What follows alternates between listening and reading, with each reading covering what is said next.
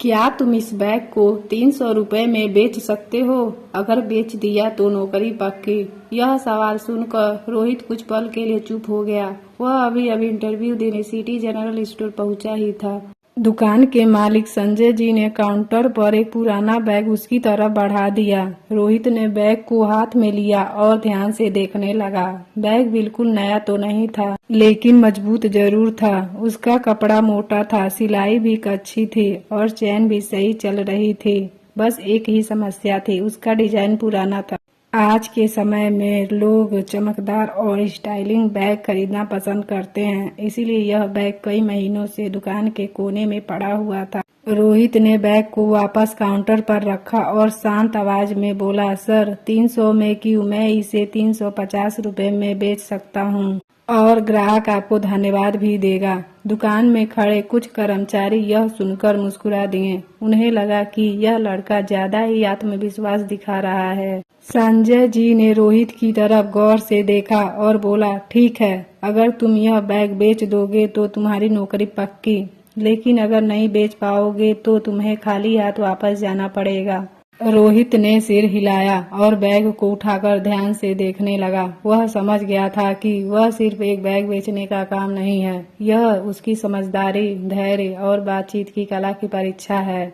रोहित धीरे धीरे दुकान के दरवाजे के पास जाकर खड़ा हो गया। वह आने जाने वाले हर व्यक्ति को ध्यान से देखने लगा। कुछ लोग दुकान में आए, कुछ सामान देखकर चले गए, लेकिन रोहित जल्दबाजी नहीं कर रहा था। वह सही ग्राहक का इंतजार कर रहा था। करीब 10 मिनट बाद उसकी नजर एक आदमी पर पड़ी। उस आदमी का नाम रामलाल था।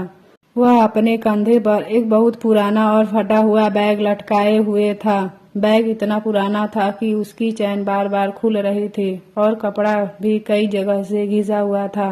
रामलाल चलते चलते बार बार बैग को ठीक कर रहे थे। रोहित ने यह देखकर तुरंत अंदाजा लगा लिया कि यही वह ग्राहक हो सकता है जिसे एक मजबूत बैग की जरूरत है। वह तुरंत आगे बढ़ा और मुस्कुराते हुए बोला, नमस्ते सर, अंदर आइए, शायद आपको अपने काम का अच्छा बैग मिल जाए। रामलाल पहले तो थोड़ा झिझके, लेकिन फिर धीरे धीरे दुकान के अंदर आ गए। रोहित ने उन्हें बैठने के लिए कुर्सी दी और पानी भी दिया। यह देखकर संजय जी दूर से सब कुछ ध्यान से देख रहे थे। उन्हें समझ आ रहा था कि रोहित जल्दबाजी नहीं कर रहा है, बल्कि पहले ग्राहक को सहज महसूस करा रहा है। रोहित ने धीरे धीरे बातचीत शुरू की। सर, आप रोज इतना सामान लेकर चलते हैं क्या? रामलाल ने हल्की मुस्कान के साथ कहा, हाँ बेटा, मैं रोज काम पर जाता हूँ। औजार और कुछ जरूरी चीजें साथ रखनी पड़ती है, लेकिन यह बैग अब बहुत पुराना हो गया है। रोहित ने तुरंत वही बैग उठाया और उनके सामने रख दिया। सर, यह बैग आपके काम के लिए बिल्कुल सही रहेगा। रामलाल ने बैग को हाथ में लेकर देखा। उन्होंने उसकी सिलाई और कपड़े को ध्यान से परखा। रोहित ने कहा, सर, आजकल बाजार में बहुत से बैग मिलते हैं जो दिखने में अच्छे होते हैं, लेकिन जल्दी खराब हो जाते हैं। लेकिन यह बैग मजबूती के लिए बनाया गया है। रामलाल अब थोड़ा ध्यान से बैग देखने लगे। रोहित ने बैग के चैन खोली और अंदर की जेबें दिखाई। देखिए सर, इसमें अलग अलग जेबें हैं। आप इसमें अपने कागज और औजार अलग अलग रख सकते हैं। रामलाल को बैग पसंद आने लगा। उन्होंने पूछा, अच्छा, इसकी कीमत क्या है? रोहित ने आत्मविश्वास के साथ कहा, सर, इसकी कीमत 400 रुपए है, लेकिन आपके लिए 350 रुपए में दे सकता हूँ। रामलाल थोड़ा सोचने लगे। उन्होंने कहा, देखो बेटा, मेरे पास ज्यादा पैसे नहीं है, मैं 320 रुपए दे सकता हूँ। दूर खड़े संजय जी को लगा कि अब ग्राहक चला जाएगा, लेकिन रोहित बिल्कुल शांत रहा। उसने मुस्कुराकर कहा, सर, सस्ता बैग 2-3 महीने में फट जाता है, फिर आपको नया खरीदना पड़ेगा, लेकिन यह बैग सालों तक चलेगा।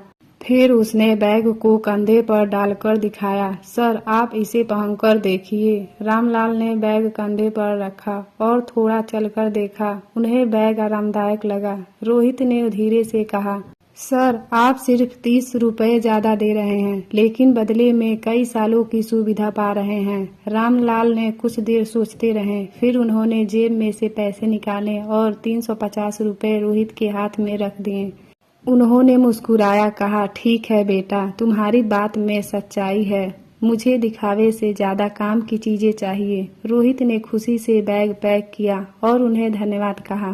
जब वह वापस काउंटर पर आया तो उसने पैसे संजय जी के सामने रख दिया। दुकान में खड़े सभी कर्मचारी हैरान रह गए। संजय जी ने कुछ सेकंड तक रोहित को देखते रहे।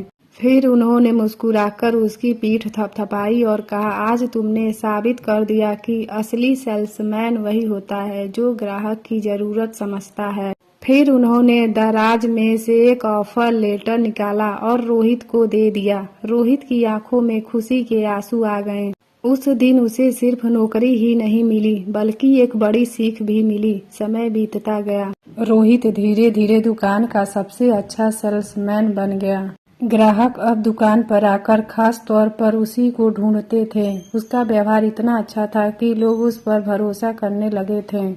कुछ महीने बाद संजय जी ने उसे दुकान का मैनेजर बना दिया। रोहित दुकान में एक नया तरीका शुरू किया।